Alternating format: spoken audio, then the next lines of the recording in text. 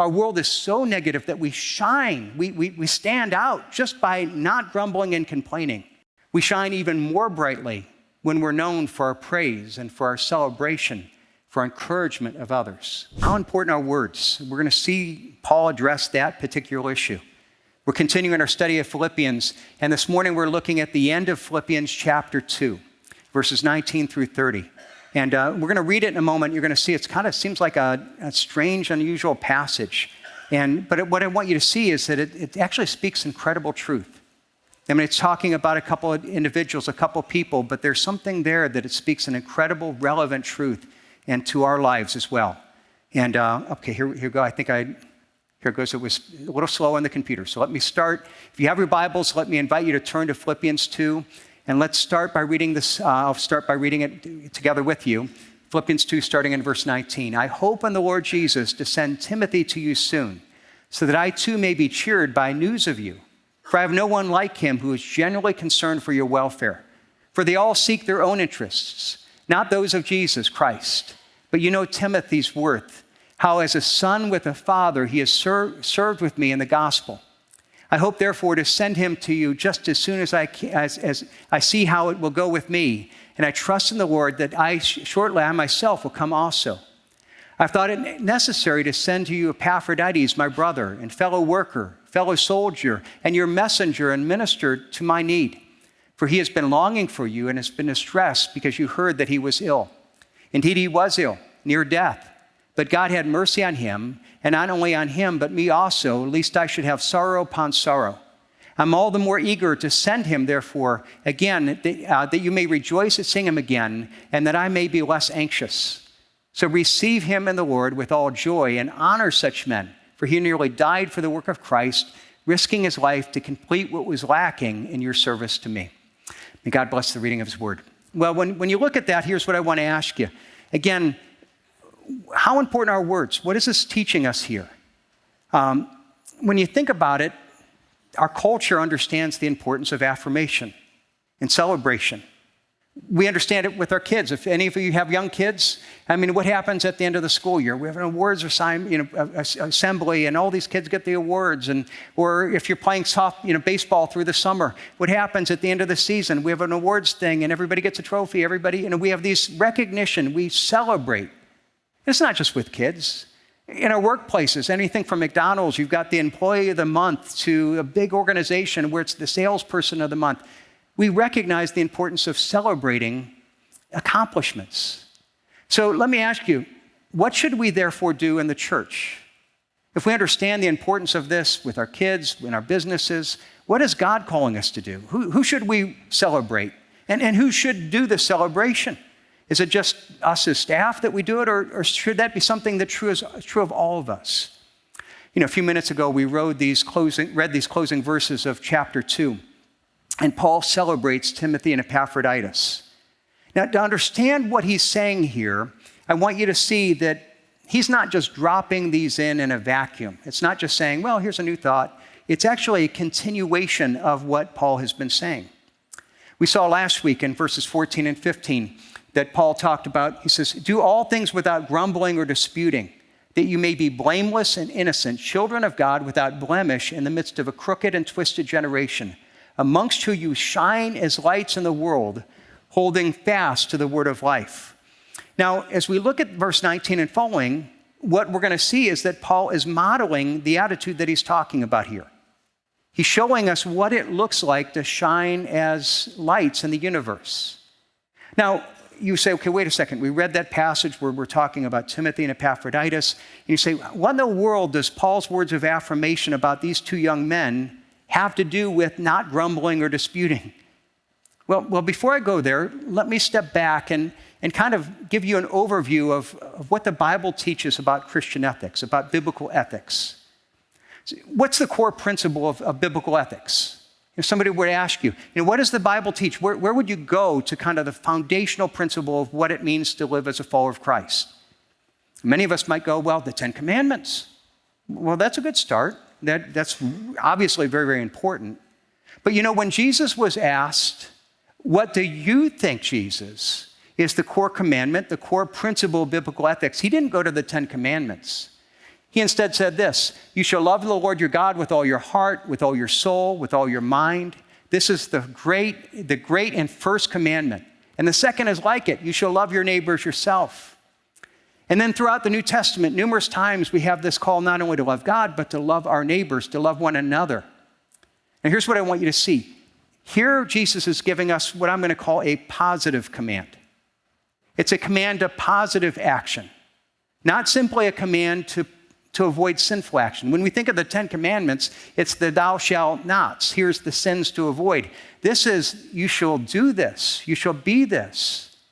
And what I want you to see is at the core of the New Testament's teaching about morality. God is calling us to a morality, to an ethic that is defined not primarily by the absence of sinful behavior, but instead by the presence of righteous behavior. And this is really important because if we try to make our life about avoiding sin, that doesn't actually accomplish righteousness. So for example, if we say, okay, the Bible says thou shalt not kill, that doesn't make me loving. There's a lot of people I hate that I don't kill. We understand that, right? Now, on the other hand, if I really become loving, I'm not going to struggle with thou shalt not kill. The positive command overwhelms the negative.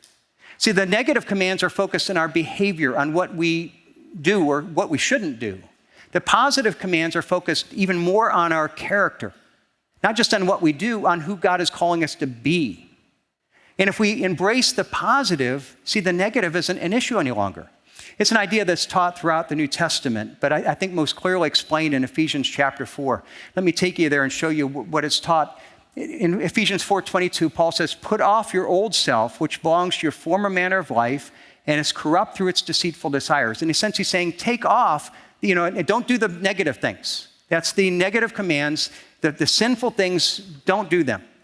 That's the 10 commandments we often think of. But then he continues, but to be renewed in the spirit of your minds and to put on the new self, created after likeness of God in true righteousness and holiness. So it's not only that we're to take off the sin, we're now to put on a new self, to become like God, to be like him in righteousness and holiness. And then Paul illustrates this in numerous areas of life. So the next verse, 25, therefore having put away falsehood, let each of you speak the truth with his neighbor, for we are members of one another. So he's saying, okay, take off, don't do the negative command is don't lie. Now the thing is can you have someone who doesn't lie who is still deceptive? Yeah. Now, but he says, okay, it's not only that you don't lie, but now I want you to do the positive, speak truthfully. Because you know what, if we speak truthfully, lying is no longer a concern. In verse 26, he says, be angry and do not sin. Don't let the sun go down on your anger and give no opportunity to the devil. Okay, the negative is don't use your anger as an excuse for sinful behavior. It doesn't justify you doing the wrong thing. Take that off. Stop doing that. But now the positive is forgive. Don't let the sun go down on your anger. Resolve your anger. Because if you resolve it, you're not going to have a problem with wrong behavior. In verse 29, he goes to speech. Let no corrupting talk come out of your mouths. Okay, stop saying things that tear other people down, that hurt other people, but instead put on the righteousness, but only such as good for building others up as it fits the occasion, that it may give grace to those who hear. If we're building others up, the negative speech isn't a problem. So here's what I want you to see, that we naturally will focus on the don'ts, thou shalt not, the negative commandments. But every time we see a thou shalt not, there's always in a sense, an opposite, a positive, the thing that God is calling us to do. So let's apply it to our speech in the area that Paul is talking about here in Philippians 2. What are these biblical ethics applied to our attitude and our speech? Now, again, we saw last week, for those who were with us, in verse 14, Paul gives us the negative command, do all things without grumbling and complaining. Those are the sins to be avoided. Now, what is the righteous attitude and action to be pursued? Let me ask you this. What is the opposite of grumbling and disputing? If that's the sin we're to take off, and if there's an opposite positive, what is the opposite? What is the positive action and attitude God is calling us to? Think about that for a minute. I'm going to come back to that, but let me just get you dwelling on that.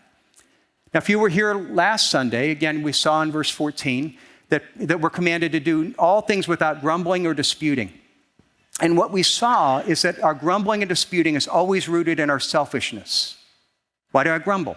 Because I have expectations. I have expectations for somebody else upon myself. And because you don't meet my expectations, you don't do what I expect you to do, I become frustrated, I'm discontent, I grumble against you. It's always rooted in my expectations regarding someone else. I expect them to serve me, and when they fail, I complain. But if I have the attitude of Jesus as described in the beginning of Philippians 2, if my attitude is not being served, but being a servant, emptying myself, you see, I'm not going to grumble. Why? Because there's a need, and instead of, well, you let me down, now I'm asking, okay, how do I serve you? How do I meet those needs? And likewise, even arguing is the same thing. When you think about grumbling is you upset me, so behind your back, I'm going to express my discontent, my frustration.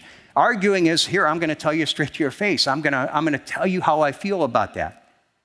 So again, if that's what grumbling and arguing is, what is the opposite? If grumbling and disputing is voicing our frustration with how the other person has failed us, then the opposite of that is voicing our praise and affirmation of what they're doing right. It's finding an attitude of celebration and praise. Now, it's not that we should ignore all the problems or the weaknesses or, no, because we want to be realistic about other people. But the question is, where is our focus? Do we focus on what's right or wrong in life? Do we focus on what's right or wrong in the other person? Are we celebrating the good, or are we, in a sense, celebrating the bad through our grumbling and disputing? See, when we're focusing on our relationships, are we looking at what the person has done well, at their strengths and how God is growing them? Or are we focusing on where they're frustrating us and letting us down? And if we're complaining or arguing, it's always because our mind is on the negative. And what God calls us to do is not only turn that off, but to say, no, focus on the positive. Celebrate the good. It's the idea that Paul talks about later in Philippians. Finally, brothers, whatever is true, whatever is honorable, whatever is just, whatever is pure, whatever is lovely, whatever is commendable, if there's any excellence, if there's anything worthy of praise, think about these things. See, if we focus our mind on those things, the true and honorable and just and pure and praiseworthy, we're vocalizing a celebration of what God is doing and praising them for God's strengths, for how God is working in their life. And so what we're going to see now as we dive into these verses at the end of Philippians 2 is this is what Paul is modeling. So he's trying to teach us this is what it looks like. And so, he says, first of all, let me give you the example of praise. Look at how I praise Timothy. Now, even in this, for some of us, we struggle with this. If you aren't doing this, and you say, okay, well, how do I encourage somebody? How do I build somebody up? It's hard to do. But here's what you need to realize. Here's what I've realized. I know for a period of time, I became very negative in my marriage. And it really was, okay, I need to be less critical, and I need to build my wife up. It was hard to do, not because she didn't have strengths, but because my mind was so focused on the negative, I didn't have the ability. I had to train myself to focus on the positive. Or when we do, it might at first almost be kind of the surface stuff. I mean, we decided this was so important, we were going to teach it to our kids. So we would periodically, actually pretty regularly at the dinner table when they're young, say, okay, hey, we're going to do somebody special is what we called it. And so we're going to say, okay, one person at a time. Let's take the oldest, Tiffany. Everybody's going to go around and say that something that's special about Tiffany. And you know what happened with our kids? They didn't know how to do that. So they would look at it and they would find the most surface thing. I like Tiffany's shirt. Like her hair, or I would like, it would just be empty things because we didn't know how to look more deeply. Now, what I love here is when we look at what Paul says about Timothy, he doesn't look at the surface. He doesn't say, I like Timothy's shirt. No, what he does is when we see the example, he praises his character. He looks deeply and says, okay, this is what's good about the person. This is what's unique about the person. Look what he says in verses 19 through 22. I hope in the Lord Jesus Christ to send Timothy to you soon, so that I too may be cheered by news of you. For I have no one like him who is genuinely concerned for your welfare. They all seek their own interests, not those of Jesus Christ. But you know Timothy's proven worth and how as a son of a father, he has served with me in the gospel. Again, he's not just saying, I'm thankful for Tiffany and his willingness, or Timothy and for his willingness, but he celebrates his character. There's no one else like him. He really lives out the example of emptying himself like Christ and giving to other people. He devotes himself to your need. And when I look at that, boy, that's a challenge to me. I don't know about you, even when we learn to praise people, it's so easy just to focus on the surface. And what we see here is Paul inviting us to look more deeply. Husbands, do you praise the character of your wives? Do you praise the character of your kids? That's what God is calling us to do. I love the fact that I have the chance to preach on this passage on this Sunday, the Sunday that we get to ordain Todd.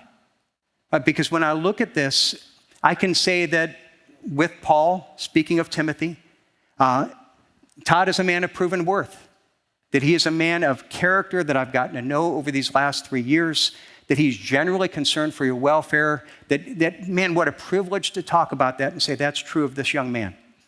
And it's not only true of Todd, I can say that also of the other pastors that I have a chance to serve with here. I'm thankful for Don, I'm thankful for Joseph and for Dave and for these men who are men of character. Men who have, because of their giftedness, not only their giftedness, but their character, it enables me, in a sense, to be able to say, okay, I can step away for a month and trust that their service of this church will continue, the church will go well even when I'm gone. Man, I'm thankful for men like that. We are blessed as a church to have the men of character that we have that are serving here. And I hope you realize that. Now, part of what we see is you see this praising of the character, but you also see a personal optimism and what Paul says about Timothy. And you say, what do you mean by that? Well, here's what I mean. We talked about optimism early in the study, and we talk about I am by nature an optimist. What is an optimist? Well, the optimist tends to look at the positive. They see the positive about the opportunity, but they don't see the negative.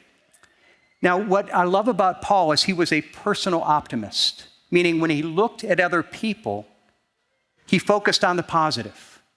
It's not that there weren't negatives, but he chose to focus on the positive. What's interesting is we know from other passages in the Bible about Timothy. Timothy had some weaknesses. At one point we're talked about that he has problems with his stomach, and a lot of people think that he probably dealt with stress issues, and I can relate to that. So it's a weakness I can relate to. Or in 2 Timothy 1, Paul challenges him to overcome a spirit of fear and timidity. Okay, he needed courage, he needed strength, and he had weaknesses.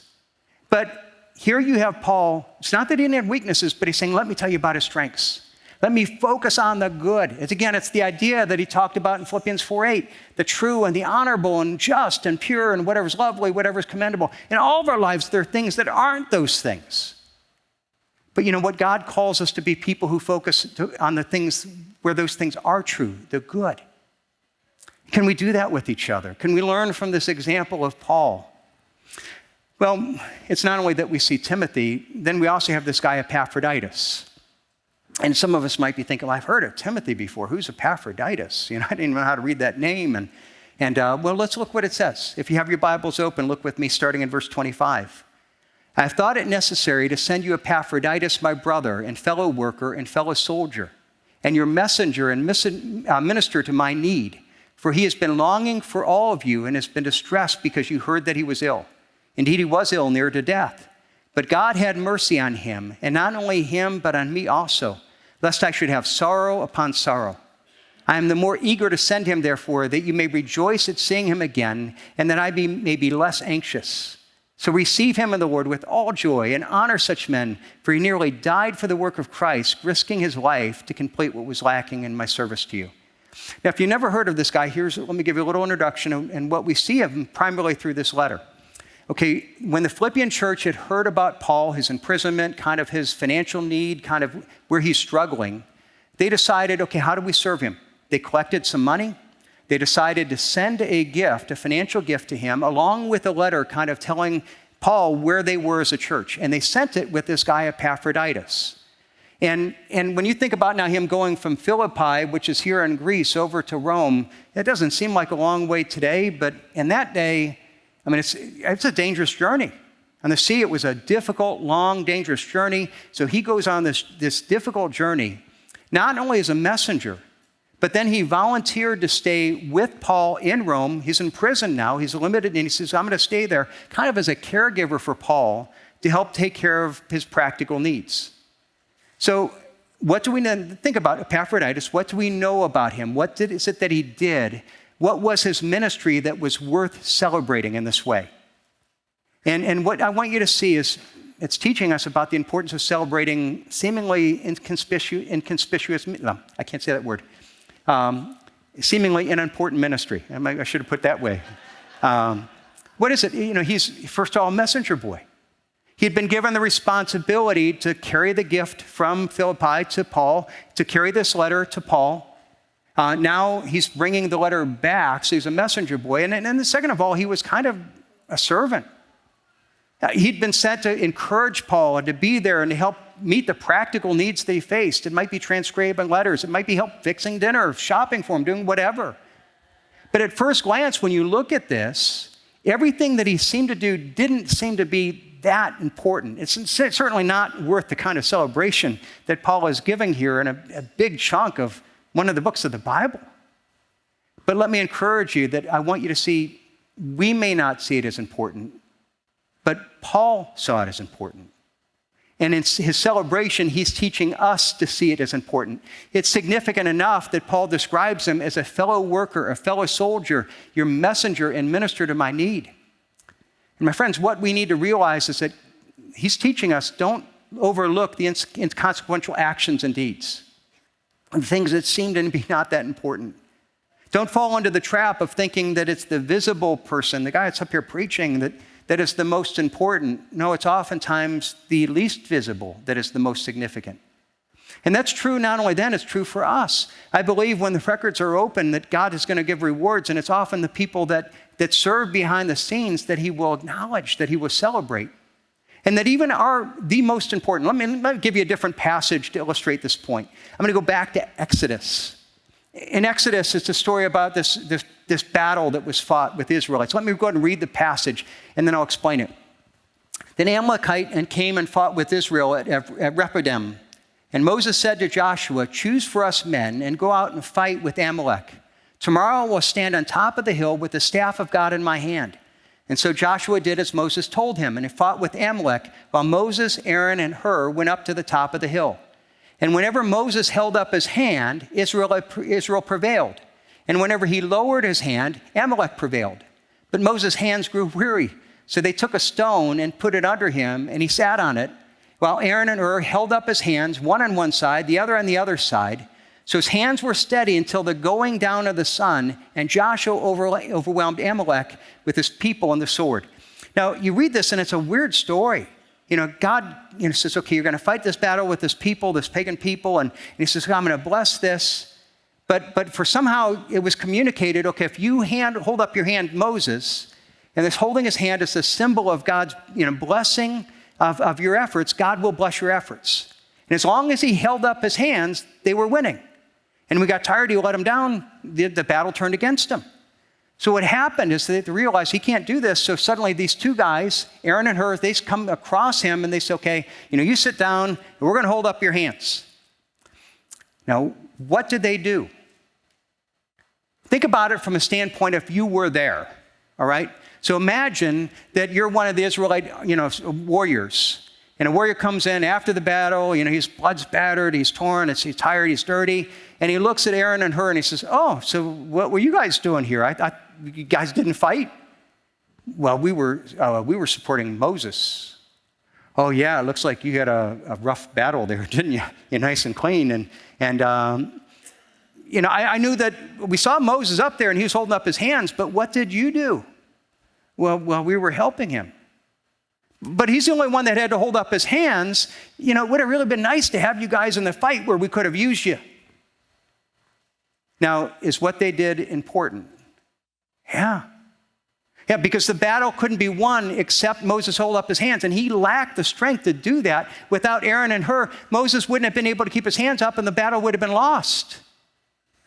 And it's those who seem to do the least important, least glorious task really made the greatest difference. And my friends, that's still true of us today. That oftentimes it's the people that do the least glorious, the least noticeable tasks that make the greatest difference. I'll give you an example of something that I so appreciate. We have people that during the services will go and they'll pray. They'll kind of go out once a month, they'll go out of the service and they're going to say, we're just going to pray during this service. And you know what those are people? Those are people that are holding up my hands. Those are people that it's not my strength, it's not my ability, I don't have what it is. That's where God is blessing them. If you're interested in that, you can talk to Bill Buffington, call the church office. I'm thankful for the people that do that. Or you might look at it and say, it's Pastor Mike and he's doing what's important. Well, who's more important? I've shared this before. The guy in the nursery, the greeter, or me? Well, I want to tell you, if you have a brand new visitor, first-time visitor, and they go into the nursery and they aren't comfortable with their kids being taken care of, and nobody greets them, nobody talks to them, I could have a great message. They're probably not going to hear it. They're going to spend all their time worrying about their child in the nursery.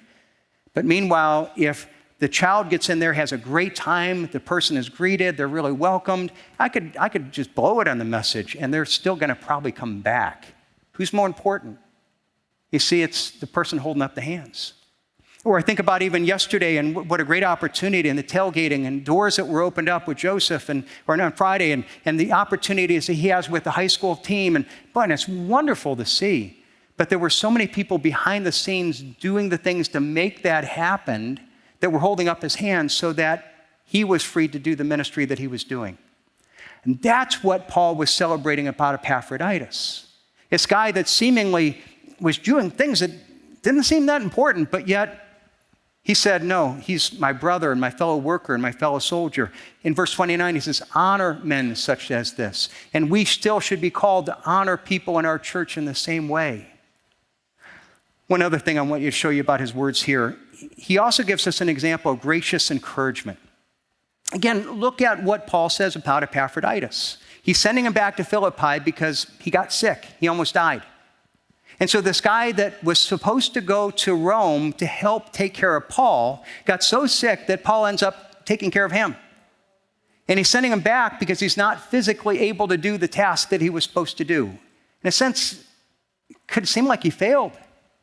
And yet Paul is building him up and calling him a hero of the faith.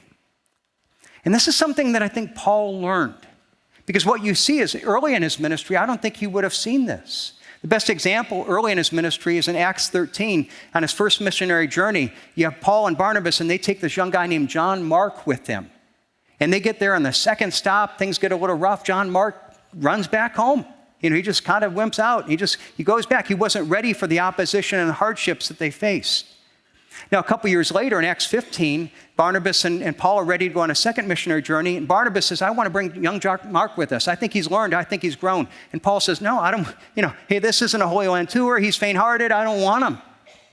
And so they disagreed so strongly that they divided. Barnabas takes John Mark. Paul goes with Silas. Paul wrote him off because he said there's no spiritual potential. He failed. But Paul was wrong. And he learned that he was wrong. John Mark, you may not have heard of him. We actually have heard of him. He's better known as just Mark, the guy who wrote the second gospel, who most people believe is actually Peter's account of Jesus' life.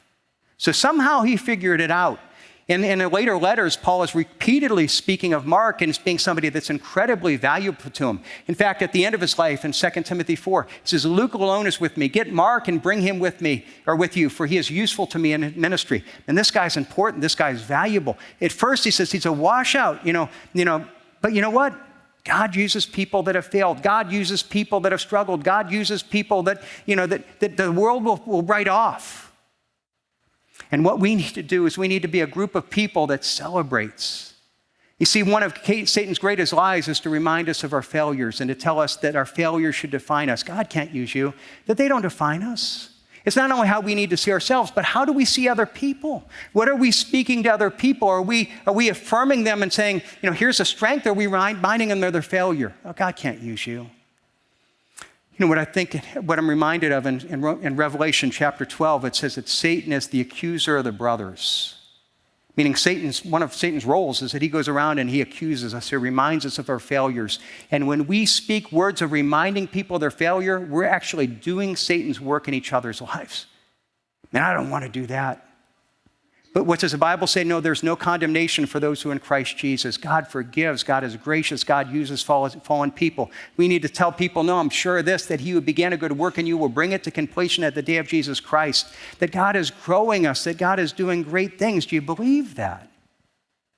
Can you speak that to each other? Can we encourage each other that way? Well, let me just close in a couple of challenges. Last week we talked about the negative. Do everything without grumbling and complaining. And God calls us to shine as lights by doing all things without grumbling and complaining. Our world is so negative that we shine. We stand out just by not grumbling and complaining. But God not only calls us to take off the negative, to not do the sinful thing, but also do the positive. We shine even more brightly when we're known for our praise and for our celebration, for encouragement of others. When we draw out the good and we celebrate the good and we celebrate the growth, and man, I want to shine that way. How's God calling you to do that today? I hope and pray that in our lives and then in our community of our church, this is what we're known for. And then as a result, we're a place that shines brightly in the midst of a dark, discouraging, negative world. Boy, hopefully we can join each other in that path.